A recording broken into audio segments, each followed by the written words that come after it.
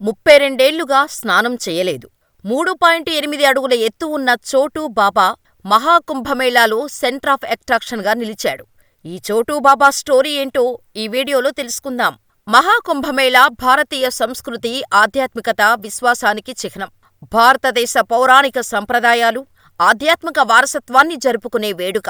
ప్రస్తుతం ఈ వేడుక జనవరి 13న ప్రారంభమైన ఈ మహాకుంభమేళా ఫిబ్రవరి 26 వరకు ఉత్తరప్రదేశ్లోని ప్రయాగ్రాజ్లో జరగనుంది. ఈసారి మహాకుంభానికి వచ్చిన గంగాపురి మహారాజ్ అంటే చోటూబాబా సెంటర్ ఆఫ్ అట్రాక్షన్గా నిలిచాడు.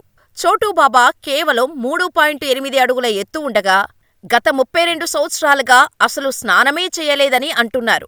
ప్రయాగరాజ్లో ప్రారంభమయ్యే మహాకుంభ్ 2025 కోసం భక్తులు, ఋషులు, సాధువుల రాక ప్రక్రియ ఇప్పటికే ప్రారంభమైంది. మహాకుంభంలో వేలాది మంది నాగ సన్యాసీలు, సాధువులు జపం చేయటం, తపస్సు చేయటం, ధ్యానం చేయటం కనిపిస్తోంది.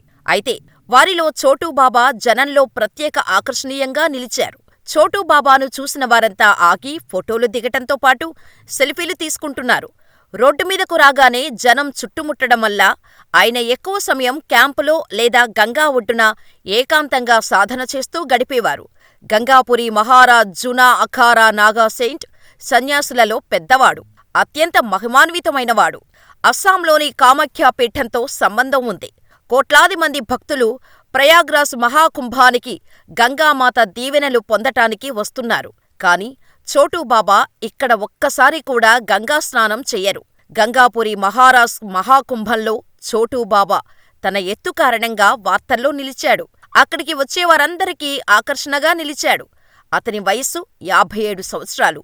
అయినప్పటికీ అతని ఎత్తు కేవలం 3 అడుగులు మాత్రమే. ఎత్తు తక్కువగా ఉండటంతో చాలామంది చోటూబాబా అని, మరికొందరు చిన్నబాబా అని పిలుస్తుంటారు. అయితే గంగాపురి మహారాజు తన ఎత్తు విషయంలో ఏమాత్రం నిరాశ చెందటం లేదు. కేవలం 3 అడుగుల ఎత్తు తన బలహీనత కాదని, అదే తన బలమని అంటున్నాడు. అందుకే ఆయన్ను ప్రజలు అమితంగా ఇష్టపడుతున్నారు.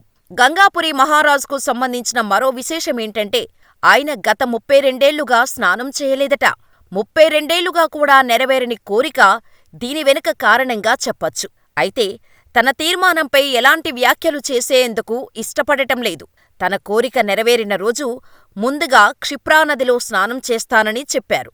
చోటూబాబా ప్రకారం శరీరం కన్నా అంతర్గత మనస్సును స్వచ్ఛంగా ఉంచుకోవటం చాలా ముఖ్యం. ఇతర నాగసాధువుల గుంపుకు దూరంగా ఏకాంతంలో తంత్రసాధన చేసేందుకు ఇష్టపడతాడు. చోటూబాబా అనేక శ్మశాన వాటికలలో సాధన కూడా చేశారు. చోటూబాబా మొదటిసారిగా ప్రయాగ్రాజ్ మహాకుంభానికి వచ్చారు.